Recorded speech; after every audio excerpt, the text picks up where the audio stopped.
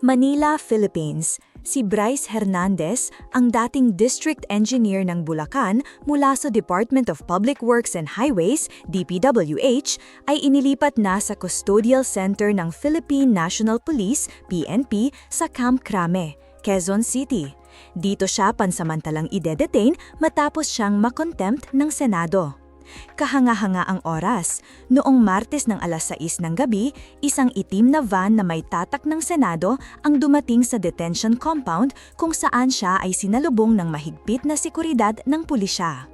Si Hernandez ay sinentensyahan ng contempt ng Senate Blue Ribbon Committee matapos niyang talikuran ang akusasyon ng paggamit ng peking identification card na may pangalang Marvin De Santos na sinasabing ginamit niya para makapasok sa mga kasino.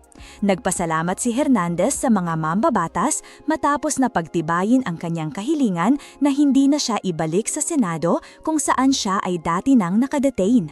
Ang kanyang apela ay ginawa kay Senate President Tito Soto III pagkatapos niyang idiwal-diwal ang mga senador Jinggoy Estrada at Joel Villanueva sa mga issue ng anomalous flood control projects sa isang pagdinig sa Kamara ng mga Kinatawan.